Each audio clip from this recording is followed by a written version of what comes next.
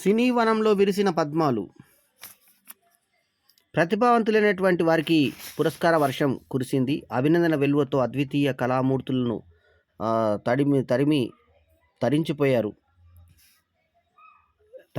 తడిపి తర్పించిపోయారు. భారతీయ వెండి తెరపై వెన్నెల సంతకాన్ని ఇచ్చినటువంటి అందాల చందమామ వైజయంతిమాల. తెలుగు ప్రజా హృదయాల్లో చెదరని స్థానాన్ని సొంతం చేసుకున్న మెగాస్టార్ చిరంజీవి ఇటీవలే దిగంతాలకు చేరిన నట నాయకుడు, ముఖ్యంగా తెలుగువాడు విజయకాంత్. డిస్కో డ్యాన్సర్గా యువతరంలోతో స్టెప్పులేయించినటువంటి ఒకప్పటి disco king, disco dancer fame Mithun Chakraborty తన గానంతో శ్రోతలను ఉర్రూతలూగించిన ఉషా ఉత్తప్ పద్మ విజేతలయ్యారు. వారికి అక్షరాభినందనలు అందిస్తూ మరి చిరంజీవి కీర్తి కిరీటంలో మరో కలికితురై వచ్చి చేరింది. ఇప్పటికే పద్మభూషణుడుగా అలరారుతున్నటువంటి మెగాస్టార్ చిరంజీవి ఇప్పుడు పద్మ విభూషణుడయ్యాడు. 2024 సంవత్సరానికి గాను కళారంగ విభాగం నుంచి దేశంలోనే రెండవ అత్యున్నత పురస్కారమైన పద్మవిభూషణ్ పురస్కారానికి చిరంజీవి ఎంపికయ్యారు. ఆయన్ని ఈ ప్రతిష్టాత్మక పురస్కారం వరించడంతో తెలుగు చిత్ర పరిశ్రమతో పాటు కోట్లాది మంది అభిమానులు హర్షం వ్యక్తం చేస్తున్నారు. తెలుగు చిత్ర పరిశ్రమ తరఫున ఈ పురస్కారం అందుకున్న వారిలో చిరంజీవి రెండవ వారు కాగా, తెలుగు సినీ కళాకారుడుగా ఆయన మూడవ వారు. 2011 సంవత్సరంలో నట సామ్రాట్ డాక్టర్ అక్కినేని నాగేశ్వరరావు ఈ పద్మవిభూషణ్ పురస్కారాన్ని అందుకున్నారు.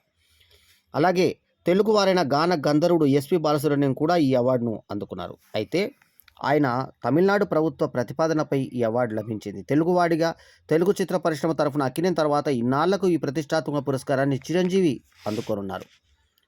1978వ సంవత్సరంలో ప్రాణం ఖరీదు సినిమాతో నటుడిగా చిరంజీవి ప్రయాణం మొదలైంది. తొలినాళ్లలో విలన్ పాత్రలు అంటే ప్రతినాయక పాత్రలు కూడా పోషించారు ఆయన. మన ఊరి పాండవులు సినిమాకి గాను తొలి 100 రోజుల జ్ఞాపికని ఆయన అందుకున్నారు. కె బాలచంద్ర దర్శకత్వంలో వచ్చిన ఇది కథ కాదు, 47 రోజుల చిత్రాలు నటుడిగా చిరంజీవిని నిలబెట్టాయని చెప్పాలి. ఆయన కెరీర్కు తొలి బ్రేక్ పున్నమి నాగు. ఇందులో చిరంజీవి నటనకు తెలుగు ప్రేక్షకులు బ్రహ్మరథం పట్టారు. పున్నమి నాగు తర్వాత చిరంజీవి విషయంలో ప్రేక్షకులు దృక్కోణం మారింది. ఆయన అంటే అద్భుతమైన నటనని గుర్తించారు. ఇంట్లో రామే వీధిలో కృష్ణయ్యతో కుటుంబ ప్రేక్షకులకు చేరువైన చిరంజీవి ఖైదీతో స్టార్గా మారారు. ఓవైపు అభిమానుల్ని దృష్టిలో పెట్టుకొని సినిమాలు చేస్తూనే నటుడిగా ఆకలి తీర్చుకునేందుకు అభిలాష, ఛాలెంజు, శుభలేఖ, విజేత, స్వయం కృషి, రుద్రవీణ, ఆరాధన, ఆపద్బాంధవుడు తదితర చిత్రాలు చేస్తూ భలా అనిపించుకున్నారు చిరంజీవి. తెలుగు సినిమా అంటే చిరంజీవికి ముందు, చిరంజీవి తర్వాత అనేంతగా చరిత్ర సృష్టించారు ఆయన.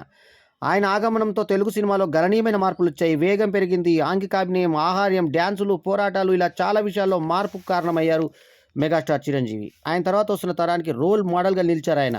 పసివాడి ప్రాణం 1987 చిత్రం చిరంజీవి ఇమేజ్ని అమాంతంగా సమూలంగా మార్చేసింది. సూపర్ స్టార్ ఇమేజ్ తీసుకొచ్చి పెట్టింది. ఆ సినిమా తర్వాత టాలీవుడ్ నంబర్ 1 హీరోగా అవతరించారు ఆయన. ఆ సినిమా నుంచి శంకర్ దాదా జిందాబాద్ 2007 వరకు చిరంజీవికి ఎదురు లేకుండా పోయింది. ఎన్టీఆర్ తర్వాత తెలుగు చలనచిత్ర చరిత్రలో ఎక్కువ సంవత్సరాలు నంబర్ 1 స్థానాన్ని అధిష్ఠించిన హీరోగా రికార్డ్ సృష్టించారు చిరంజీవి.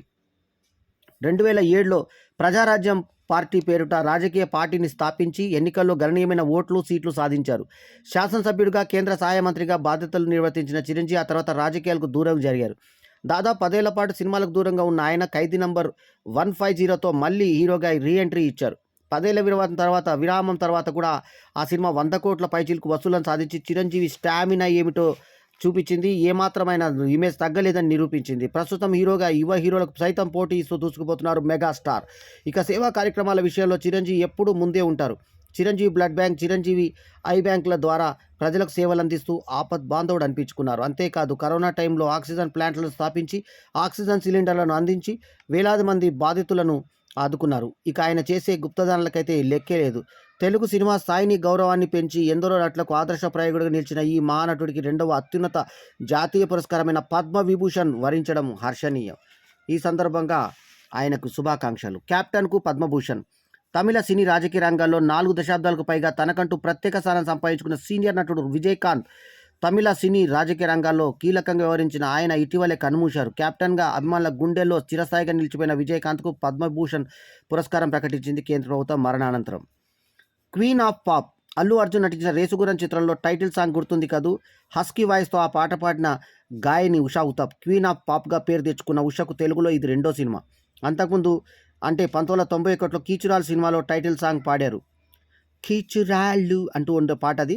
తెలుగులో ఆమె ఈ రెండే పాటలు పాడినా తమిళ కన్నడ, మలయాళం, హిందీ భాషలో ఎన్నో పాటలు పాడారు ఆమె. తెర వెనుకే కాదు మలయాళ, తమిళ, కన్నడ, హిందీ చిత్రాల్లో కూడా తెరపై మెరిశారు ఆమె. పద్మభూషణ్ పురస్కారాన్ని ఆమె అందుకోనున్నారు. ఇక బాలీవుడ్పై బలమైన ముద్ర వేశారు మిథున్ చక్రవర్తి.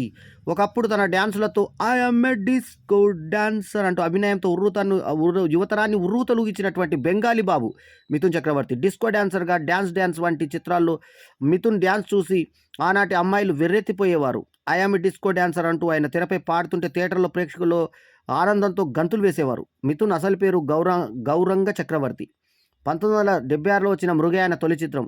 మొదటి సినిమాతోనే ఉత్తమ నటుడిగా జాతీయ అవార్డు పొందారు ఆయన. ప్రారంభంలో కొన్ని బెంగాలీ చిత్రాలు నటించిన మిథున్ చక్రవర్తి ఆ తర్వాత బాలీవుడ్కి వెళ్ళి హీరోగా అక్కడ కూడా ఎంతో రాణించారు. ముఖ్యంగా 80 దశకంలో హిందీ సినిమాపై ఎంతో ప్రభావం చూపిన నటుడు ఆయన. తెలుగులో కూడా ఆయన గోపాల గోపాల సినిమాలో నటించారు. 2 సార్లు ఉత్తమ నటుడిగా, ఒకసారి సహాయ నటుడిగా మిథున్ జాతీయ అవార్డులు అందుకున్నారు. హీరోగానే కాదు క్యారెక్టర్ ఆర్టిస్ట్గా కూడా ఆయన రాణిస్తున్నారు. పవన్ కళ్యాణ్ నటించిన గోపాల గోపాలలో విలన్గా ఆయన ఆకట్టుకున్నారు. ఆ మధ్య వచ్చిన కాశ్మీరీ ఫైల్స్ చిత్రంలో మిథున్ చక్రవర్తి నటనను మరవలేరు. మంచి పాత్రల కోసం ఇప్పటికీ ఎంతో తప్పించే ఈ విశిష్ట నటుడికి పద్మభూషణ్ పురస్కారంతో కేంద్ర ప్రభుత్వం సత్కరించింది. ఇక వైజయంతిమాల అందాల రాశికి అపురూప పురస్కారం. నాటి అందాల తార, అద్భుత నర్తకి, గొప్ప నటి వైజయంతిమాలను పద్మవిభూషణ్ అవార్డు వరించింది. 1968లో పద్మశ్రీ అవార్డును అందుకున్నటువంటి వైజయంతిమాల 2011లో పద్మభూషణ్ పురస్కారాన్ని కూడా సొంతం చేసుకున్నారు. ఈ ఏడాది గణతంత్ర దినోత్సవాన్ని దేశంలోని రెండవ అత్యుత్తమైనటువంటి పురస్కారమైన పద్మవిభూషణ్ పురస్కారాన్ని భారత ప్రభుత్వం వైజయంతిమాలకు ఎంపిక చేసింది. తమిళనాడు మద్రాస్ ప్రెసిడెన్సీలోని ట్రిప్లికెన్లో 1933లో జన్మించారు వైజయంతిమాల. ఆమె తల్లి వసుంధరాదేవి శాస్త్రీయ నృత్య కళాకారిణి. కొన్ని సినిమాల్లో కూడా ఆమె నటించారు. తల్లి వారసత్వంగా వైజయంతిమాల కూడా చిన్నతనంలోనే శాస్త్రీయ నృత్యం అభ్యసించి ప్రావీణ్యం సాధించారు. అలాగే కర్ణాటక సంగీతం కూడా నేర్చుకున్నారు. ఆమెలోని కళాతృష్ణను గమనించిన తల్లి ఆమె నటుగా ప్రోత్సహించారు.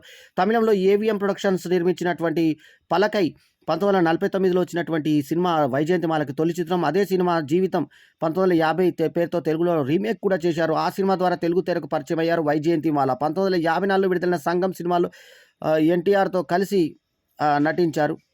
అట్లాగే తెలుగు, తమిళ భాషల్లో పలు చిత్రాల్లో నటించారు.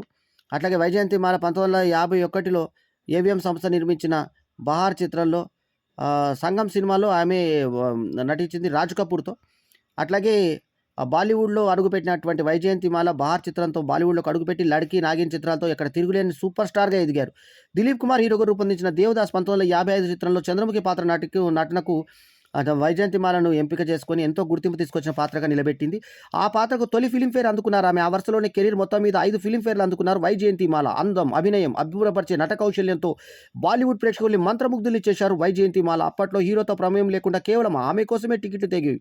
ఓ విధంగా ఆమెది కూడా హీరో ఇమేజే. ఎంతటి నటులనైనా డామినేట్ చేయగల అద్భుతమైన సౌందర్యం వైజయంతిమాల సొంతం. హిందీ పరిశ్రమను ఉర్రూతలూగించిన మై బుడ్డా మిల్లారి అనే పాట కూడా సూపర్ హిట్ అయింది ఆమెది. కాంబినేషన్లో దిలీప్ కుమార్, వైజయంతిమాల వారిద్దరు కాంబినేషన్లో వచ్చిన మధుమతి, గంగా జమున, నయాదౌర్ చిత్రాలు ఇండియన్ క్లాసిక్స్గా నిలిచాయి. అలాగే వైజయంతిమాల, రాజ్ కపూర్ నటించిన సంగం చిత్రం ప్రాంతాలకు అతీతంగా అద్భుతమైన విజయాన్ని సాధించింది. కిషోర్ కుమార్కు జోడీగా New Delhi, Dev Anand jewel thief, historical movie Amrapali, ఇలా చెప్పుకుంటూ పోతే అద్భుతాలు ఎన్నెన్నో. వైజయంతిమాల గొప్ప నటి, సృజనాత్మకటువంటి గొప్ప నటునిక మాత్రమే కాకుండా నృత్య కళాకారిణి మాత్రమే కాదు, గొప్ప గురువు కూడా. ఎంతోమందికి నృత్యాన్ని నేర్పారు ఆమె. అంతేకాదు శిష్యగణంతో పాటు సాంస్కృతిక కార్యక్రమాలతో పాల్గొనడమే కాక సొంతంగా నృత్య రీతులు కూడా సమకూర్చారు ఆమె. కేవలం సినిమాకు సంబంధించిన పురస్కారాలే కాక నాట్య కళాకారిణిగా కూడా కొన్ని ప్రైవేట్ సంస్థల నుంచి అవార్డులను అందుకున్నారు వైజయంతిమాల. ఆమె తమిళనాడు ప్రభుత్వము కలైమామని బిరుదుతో ఆమెని సత్కరించింది. 2008వ సంవత్సరానికి గాను అక్కినే నాగేశ్వరరావు నేషనల్ అవార్డును కూడా అందుకున్నారు ఆమె.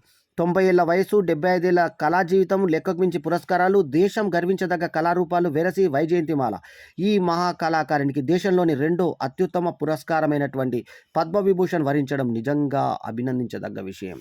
సో మెగాస్టార్ చిరంజీవికి, అట్లాగే వైజయంతిమాలకి, అట్లాగే ముప్పవరం వెంకనాయుడు ఆయన సినిమా గురించి కాకుండా రాజకీయ రంగం నుంచి కూడా ఆయనకు పద్మవిభూషణ్ వచ్చినందుకు వారికి అభినందనలు తెలియజేసుకుంటుంది మా బల్లెం వేణుమాధవ్ ఆర్ట్ థియేటర్ మరియు Ballem Venumadhav YouTube channel. All the best. And Telugu వారందరూ గర్వించేటటువంటి ఈ విషయాన్ని అందరితో ఈ వీడియోని షేర్ చేసుకోండి. సబ్స్క్రైబ్ చేయండి మా ఛానల్కి.